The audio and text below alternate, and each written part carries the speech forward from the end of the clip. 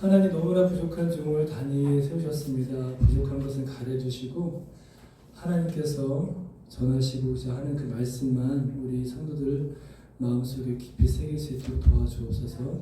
예수님의 이름으로 기도합니다. 한 주 잘 보내셨습니까? 네.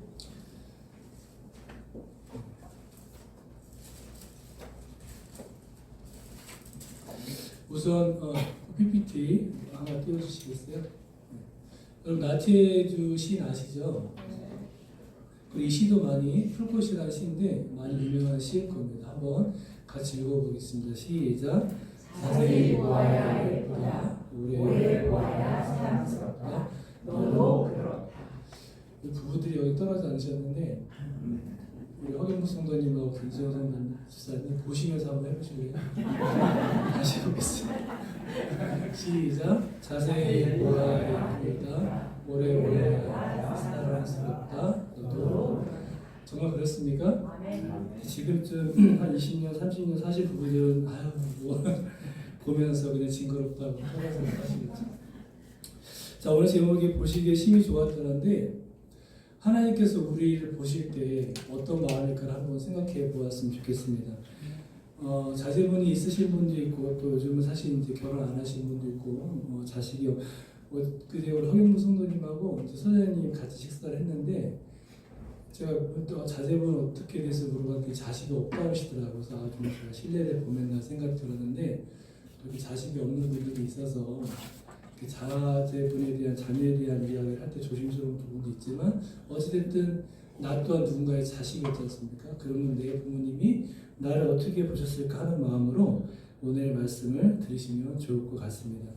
저도 자녀가 둘인데요. 큰아들과 작은아들 아들만 둘인데 자식을 낳았을 때 솔직히 고백하자면 제가 이런 일을 했는지 안 했는지 모르겠는데 너무 어렸을 때 결혼을 했어요. 21살 때 결혼을 해서 20살 때 했나? 21살이니까 2살이 너무 어렵잖아요. 그러니까 자식을 낳았는데 자식에 대한 애틋함이 없었던 거 같아요. 당시에. 그렇다고 뭐 나쁜 건 아니고 자식이 당연히 나왔으니까. 그리고 제가 큰아들 낳았을 때 또 군대를 갔습니다. 집사람을 놔두고. 그래서 아이를 제가 솔직히 육아를 해보질 않았어요.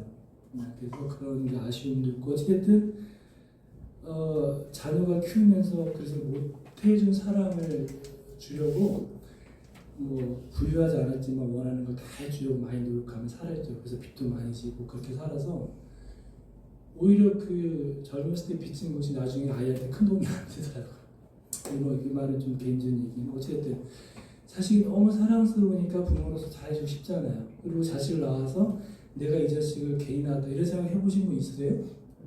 있을 수 있죠. 너무나 이상한 자식이라면. 하지만 기본적으로 우리가 자식을 낳았을 때 그 기쁨은 말할 수 없이 기뻤을 거예요. 특히나 뭐 손주는 더 그렇겠죠.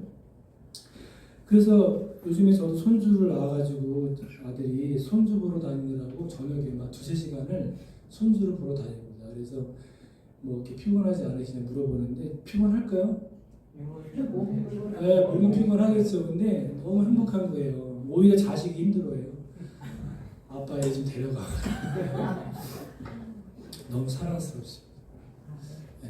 내가 낳은 자식은 아니지만 우리 아들이 낳은 자식 손주인데 너무 이쁩니다. 여러분 이걸 생각하셨으면 좋겠어요. 하나님은 우리를 창조하시고 어떤 마음이었을까? 지금도 어떤 마음으로 우리를 사랑하고 계실까? 여러분 우리가 자식을 사랑하는 이유는 나의 분신이죠.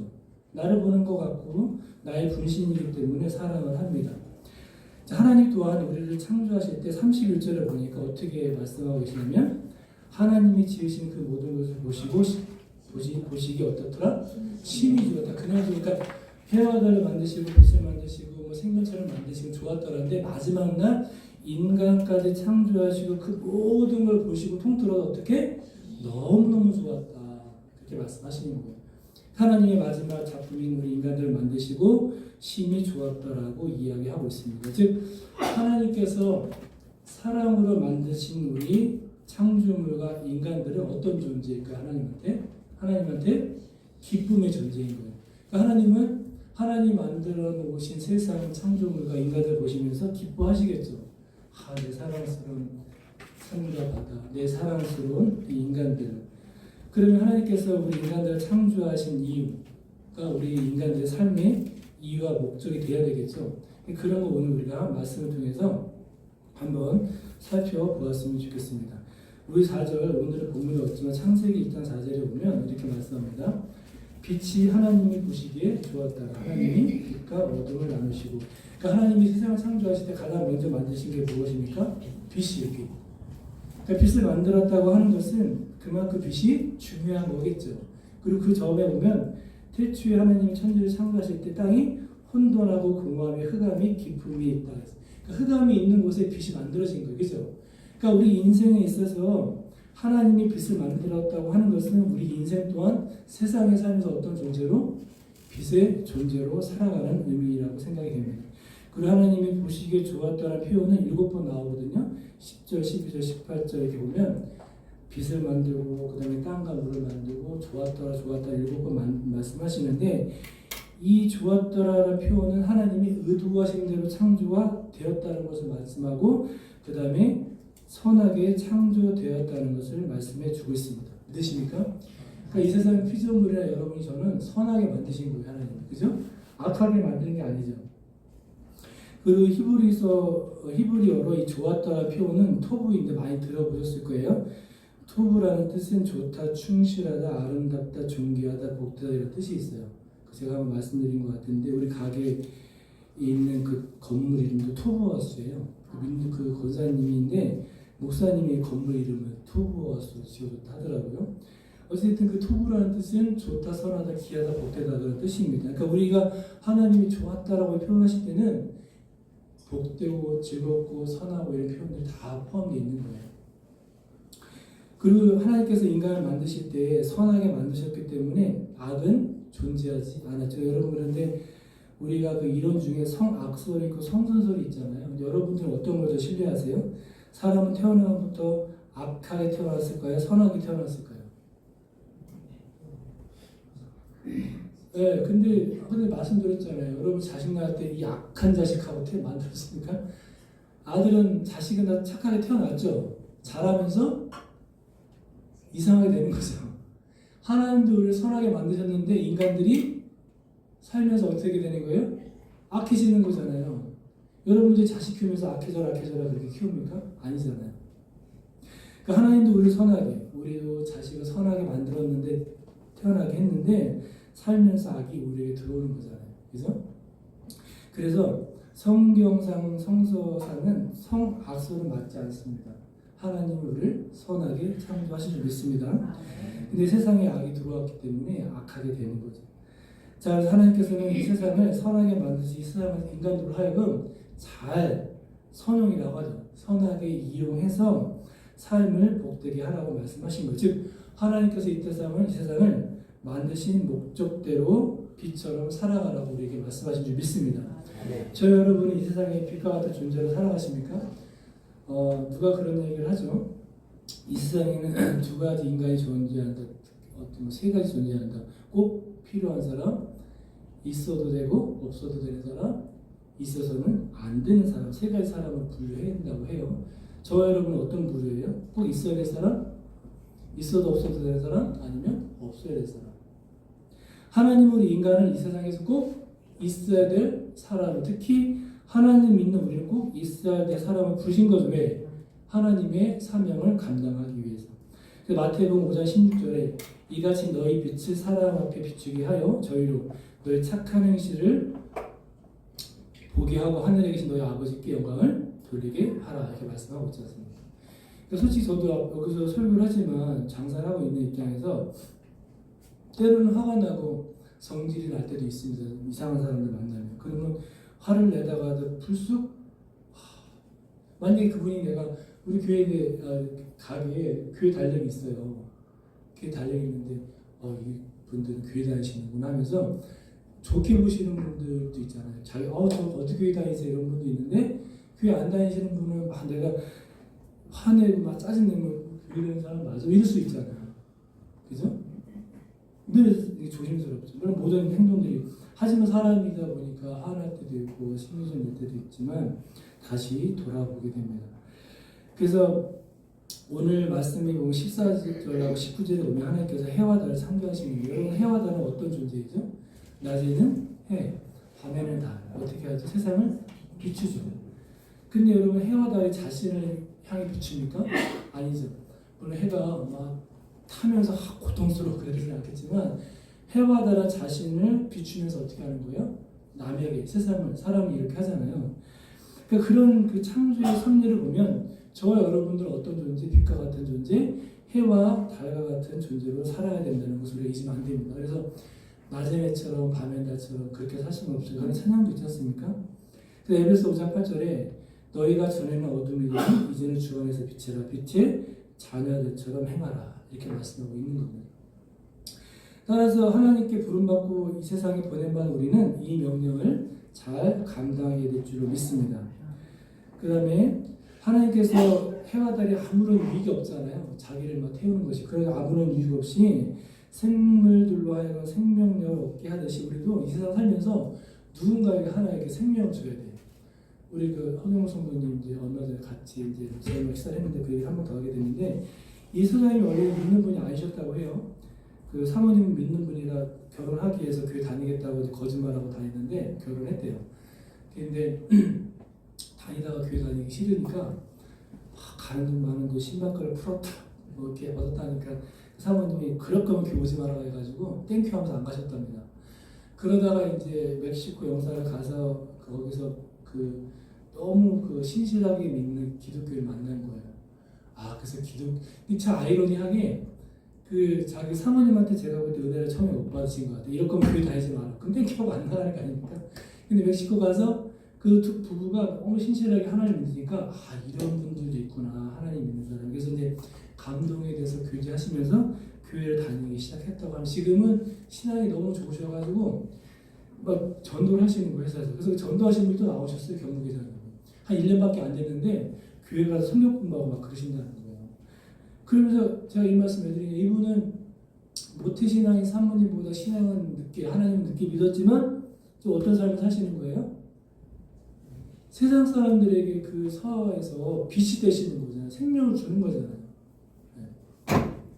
근데 우리는 몇십 년을 살아도 저것도 마찬가지지만 누구에게 생명을 주는 삶인가 아니면 어둠을 주는 삶인가. 우리 아들이 어제 이제 외출 왔는데 참 안타깝습니다. 꼭 얘기하다가 뭐 이상한 사람이면 꼭 교회 다니는 사람들이에요. 왜 그럴까? 야, 4분의 1이 교회 다니는 사람이니까 한국적으로 많은 거더니 그걸 알겠는데 이상하다 싶으면 교회 다니는 사람이래요. 그게 전도가 되겠습니까? 그러니까 예빈아, 네가 그 이상한 사람이 되지 않아야지. 그러니까 남 보고 뭐라 하기 전에 내가 교회 다니는 사람이면 그 이상한 사람 보고 뭐라 하지 말고 내가 이상한 사람이 되지 말아야겠죠. 그죠? 그런 생각을 안 하고 자꾸 교회 다니면서 이상한 사람을 욕하면 그건 은혜가 안 되죠. 그 이상한 사람을 보고 내가 이상한 사람이 되지 말아야 되겠다. 아멘? 그래서 빛의 자녀답게 살아가는 저와 여러분 되기를 주의 이름으로 기도합니다. 자, 21절을 한번 볼까요? 창세기 21절, 여기 본문에 없는 말씀인데 성경 보시면 창세기 21절에 1장 21절에 하나님이 큰 바다 짐승들과 물에서 번성하며 움직이는 모든 생물을 그 종류대로 창조하셨고요. 24절, 25절도 보면 하나님이 이르시되 땅 생물을 그 종류대로, 이게 종류대로라는 말씀이 나와요. 종류가 뭡니까? 우리가 알고 있듯이 뭐 사자, 호랑이, 뭐 곰, 여러 가지 종류. 그냥 하나님도 간단하게 사람 만들고 동물도 한 가지 만들 편하셨을 텐데 종류대로 만드세요. 종류. 그 종류를 다른 말로 무엇입니까? 다양성이에요. 다양성. 그러니까 동물도 다양하게 만드셨듯이 우리 사람들도 여러분 보시면 쌍둥이여도 다르죠. 물론 쌍둥이가 아니어도 저는 아들이 둘이 있는데 큰 아들과 작은 아들만 봐도 너무 달라요. 너무 달라. 큰 아들은 소심하고 그냥 불평불만이 가득한데 작은 아들은 우리 죄송합니다. 얘기해서 우리 큰 아들 친구들이 잘 사는 애들이 많아요. 우리 작은 애들도 희한하게 왜 주변에 잘 사는 애들이 많은지 모르겠어요. 못 사는 애들도 있는데 잘 사는 애들하고 친해가지고 큰아들은 잘 사는 애가 뭐 부모님이 잘 살아도 집도 주고 주식도 한 1억 정도 한다 그러나 봐요. 자기 포옹을 하고 엄청나게 요즘에 근데 작은 아들 어제 와서 그러니 아빠 나는 내 친구 중에 부자가 있는데 그래도 그 얘기를 보면서 크게 부럽다 생각 안 해서 그런 얘기를 하는 거예요. 하나님 믿는 사람으로서 이게 정상인 거잖아요. 근데 그 자식 어쨌거나 자식이 또 다르단 말이죠. 다양해. 어쨌든 그렇다고 큰아들이 내 자식이 아닌 건 아니잖아요. 그 다양성 그 존중해야겠죠. 그래 너 그렇게 생각할 수 있지. 하지만 그 가운데서도 너에게 주신 것에 감사하며 하나님 더 큰 걸 주셔. 이렇게 맨날 제가 얘기를 하거든요. 우리 오늘 학생부들한테도 그 얘기를 했는데 내가 가진 그 작은 것을 감사하지 못하면 하나님은 큰 것을 주지 않으신다. 왜? 네가 이 가진 작은 것도 감당하지 못하는데 큰 걸 주면 네가 감당할 수 있겠니? 그런 얘기를 합니다. 자, 하나님께서는 이렇게 다양하게 종류대로 동물을 만드셨어요.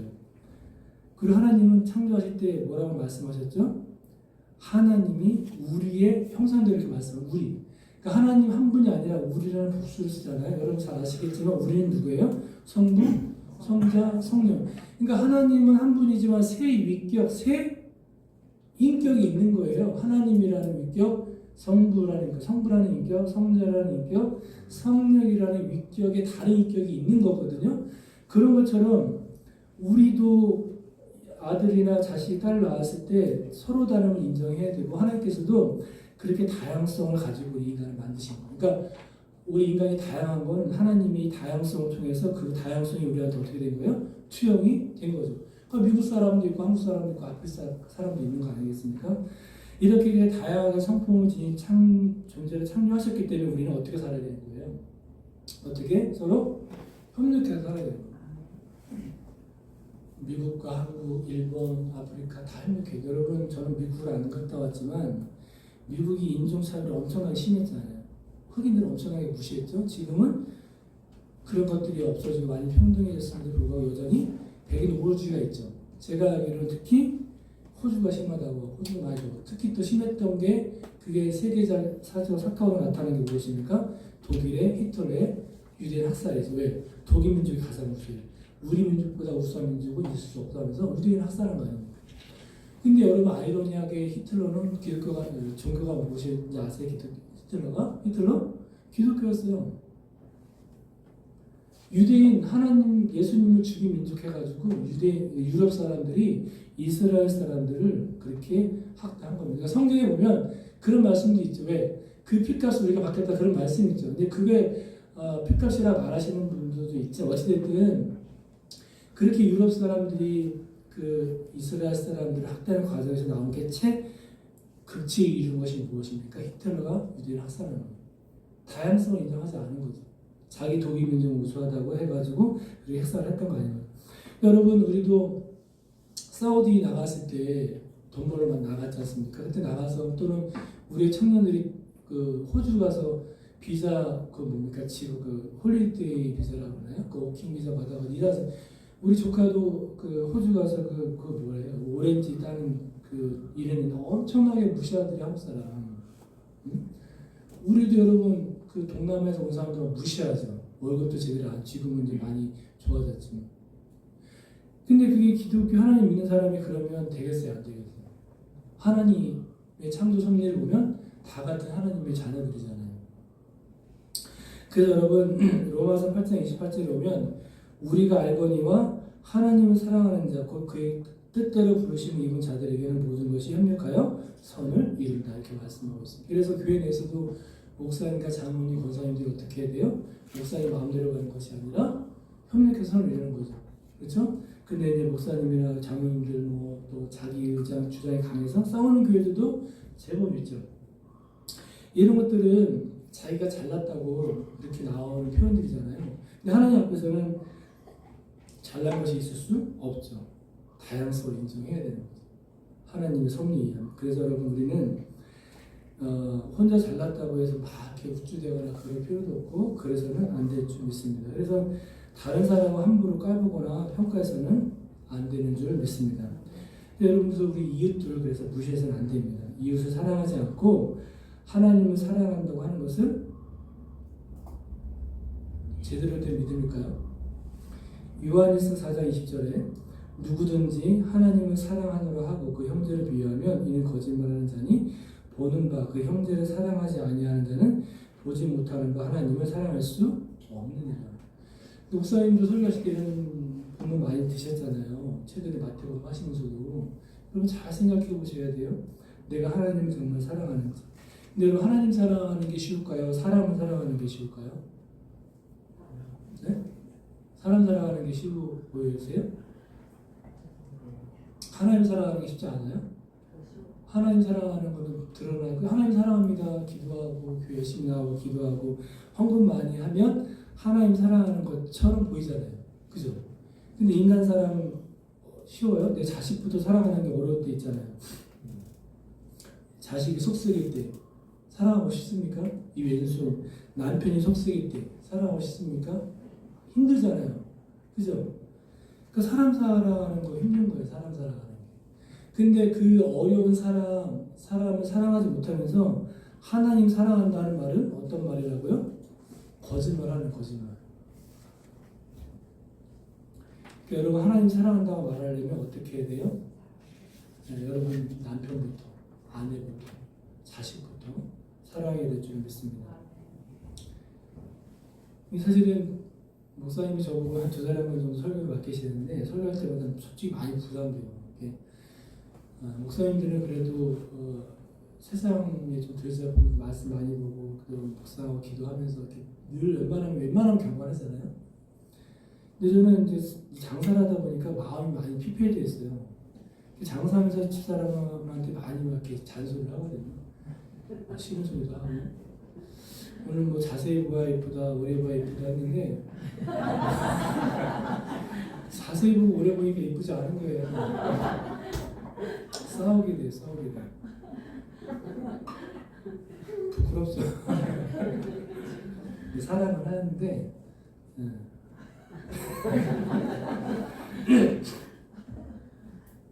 어쨌든 여러분 그래서 아내 사랑하지 못하고 남편 사랑하지 못하고 하나님 사랑하는 거 그거 예수님께서 뭐라고 말씀하셨어요?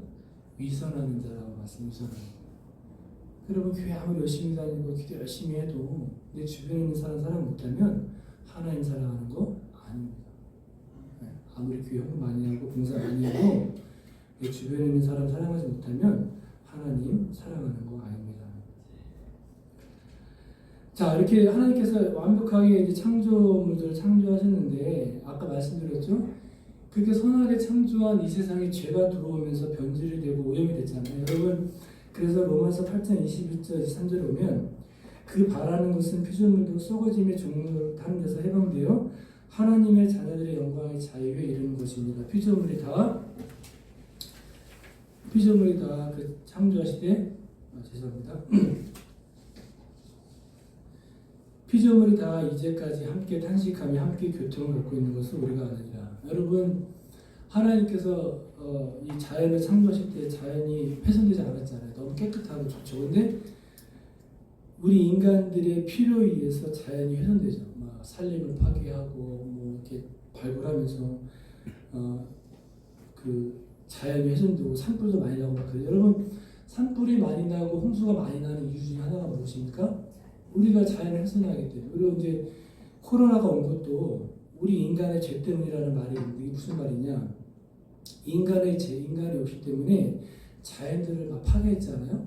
그래서 자연들을 파괴하니까 자연에서 살아야 될 그 생물들 있죠. 박쥐라고 하더라고요. 박쥐가 그 자연에 살 공간이 없으니까 어디로 오는 거예요? 이 도시로 막 오는 거예요. 그러니까 박쥐들이 그 세균들이 인간에게 와서 코로나가 왔다는 그렇게 제가 알기로는 그런 얘기들을 그때 했던 걸로 기억이 나요. 어쨌든 이런 심각한 유행병들은 누가 만드는 거 결국 누가?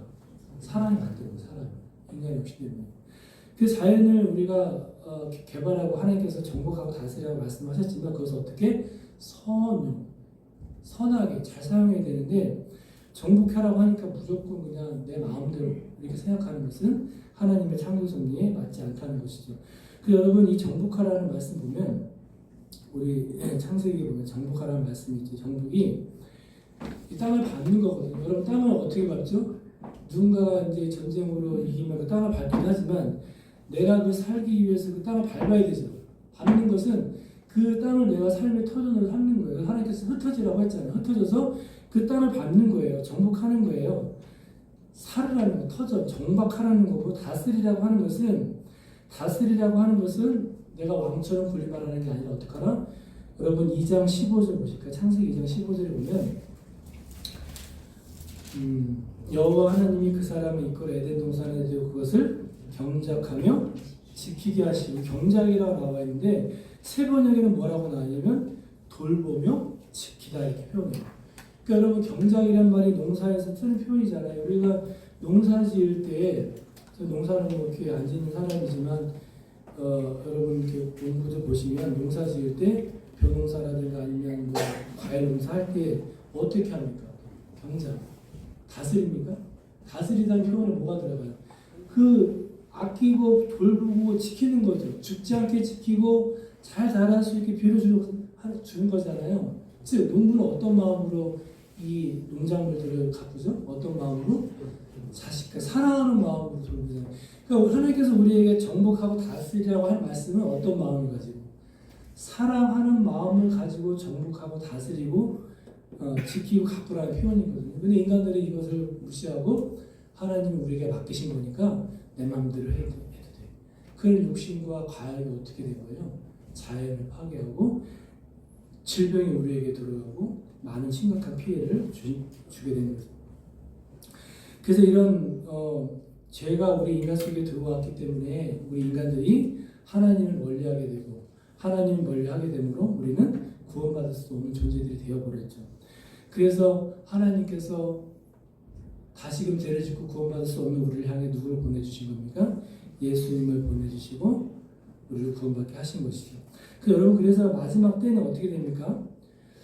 마지막 때는, 그러니까 예수님이 재림하신다고, 예수님이 재림하시면 이제 휴거라고 해서 우리가 하늘로 올라간다는 그런 얘기도 있고, 아니면 이 땅에 다시 에덴 동산과 같이 그렇게 산다는 그런 이야기도 있지 않습니까? 어쨌든 어떻게 되든 우리는 예수님이 다시 오면 아름다운 그 원래 창조했던 목적의 삶대로 사는 거 아니겠습니까?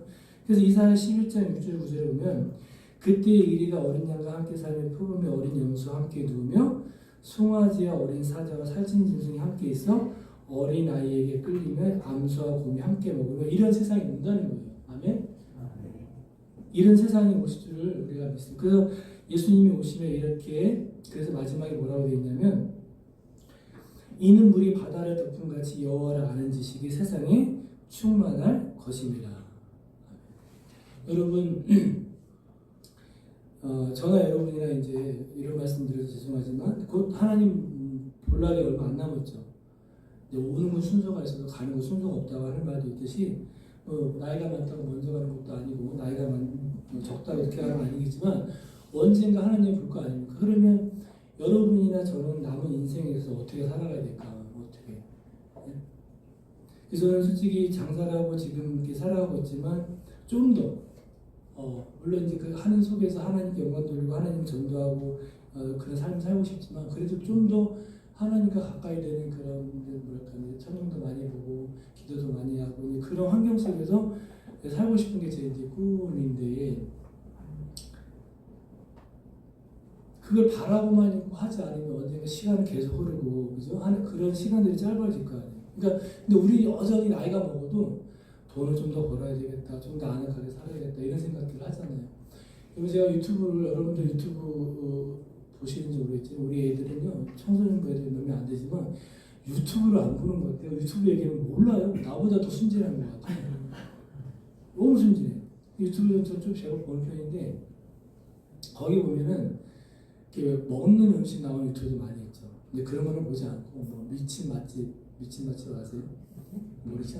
목사니까 더 많이 보는 성시경이라는 배우가 나와서 일본 맛집 탐방하면서 보여주는 그런 거예요. 우리 아들이 성시경 좋아해서 제가 보는데 그걸 제가 몇 번 봤는데 어느 순간 내가 이걸 왜 보지? 보는 게 나쁘다는 거 자체는 아니잖아요. 근데 이재철 목사님 설교에 듣지 않았는데 맛집 여행 그런 거 절대 하지 마세요, 이런 그 설교 제목이 있는 거예요. 그러니까 그게 죄가 되거나 나쁜 건 아닌데 너무 거기 몰입돼 있다는 거예요.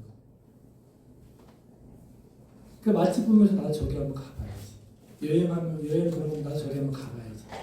근데 그게 나쁜 건 아닌데 그게 너무 몰입돼가지고 그걸 못하는 데서 오는 어떤 그런 불만족이나 그런 거 있잖아요. 저는 그런 건 없는데 애들은 그게 심하잖아요. 인터넷이 발달돼가지고 인스타라든가 페이스북 보면서 너무 멋진 삶을 사는 연예인이나 그런 거 보면서 나는 그런 걸 못하는 그런 뭐 주식 포모 또 그런 삶의 포모들이 많이 보잖아요. 근데 그런 세상 바라보지 말고 오늘 우리가 찬양도 했지만 이 세상을 창조하신 하나님을 보고 나를 사랑하시는 나를 영원히 지키신 하나님 보면 그것으로 만족하면 뭐 부족해도 부족하다 느끼지 않을 수 있잖아요. 근데 그런 것들을 추구하며 살고 싶은데 우리 자녀들에게도 그런 것을 가르치며 살고 싶은데 그것이 안 되는 것이 너무나도 안타깝다는 거죠. 우리 기독교인들도 그래서 이런 하나님의 창조 섭리를 안다면 세상에 살면서 더 많이 가지려고 하지 말고 더 좋은 집, 더 좋은 차, 더 많은 재산을 불리려고 하는 것이 죄는 아니지만 거기에 올인하지 말고 내가 가진 것을 좀 더 이웃을 나눠주고 그게 이웃 사랑이잖아요. 그게 하나님 사랑이잖아요. 세상의 빛과 같은 존재로 사는 거잖아요. 하나님은 우리 인간을 창조하시면서 유일하게 하나님과 교제할 수 있는 존재를 만드신 거잖아요.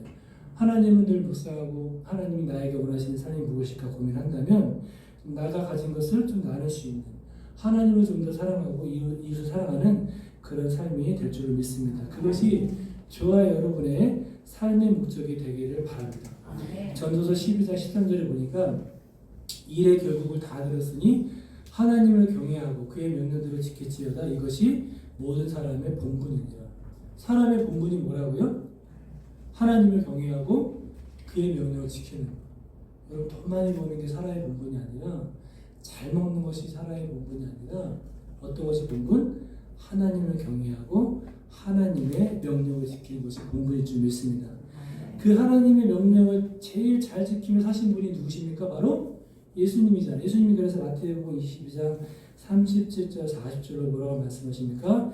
예수께서 이르시되 내 마음을 다하고 목숨을 다하고 뜻을 다하여 주 너희 하나님을 사랑하라 하셨으니 이것이 크고 첫째 되는 계명이요 둘째도 그와 같으니 내 이웃을 내 자신과 같이 사랑하라. 아멘. 여러분 신앙생활 다른 거 없습니다. 하나님 사랑하고 이웃 사랑하면 될 줄로 믿습니다. 오늘의 말씀을 잘 생각하시면서 하나님이 나를 창조하셨을 때 어떤 모습으로 바라봤을까? 그 모습을 생각하시면서 여러분도 그런 마음으로 살아가시기를 주 이름으로 축원합니다. 여러분 시 하나 더 있는데요. 이거 나태주 시인인데 나태주 시인이 같은 나시기도 해서 좋아하는데요. 나태주 시 딸은 또 서울대 국문과 교수인 것 같더라고요. 자, 여러분 같이 한번 읽어볼까요? 한 사람 건너 한 사람이라는 시 제목인데 한번 읽어보겠습니다. 시작. 한 사람 건너 한 사람 다시 한 사람 건너 또 한 사람 에게 도전을 본다. 찡그리나 앙담한 입술 무슨 마음 불편한 일이라도 있는 것이냐 꽃을 들고 너를 본다. 아멘. 우리 손주 보는 것 같아요. 찡그리기만 보면 애가 뭐가 불편할까 이런 생각이 들더라고요. 여기 좀 애기 보듯 너를 본다, 꽃을 보듯 너를 본다. 다음 사진 있을까요? 손주 보지 마시고요. 저를 보여. 제 모습이 어떻죠? 너무 흐뭇하죠? 사람도 이렇지 하나님은 우리를 얼마나 흐뭇하게 보실까? 그거 사진 보여드리는 게 자랑하려고 한 거 아니에요. 다시 그 전에 그 시험 볼까요? 애기 보듯 너를 본다, 꽃을 보듯 너를 본다. 여러분도 이런 마음으로 아내를 보시고 남편을 보시고 자식을 보시고 이웃을 보시기를 주님의 이름으로 기도합니다. 네, 우리 이 말씀 생각하면서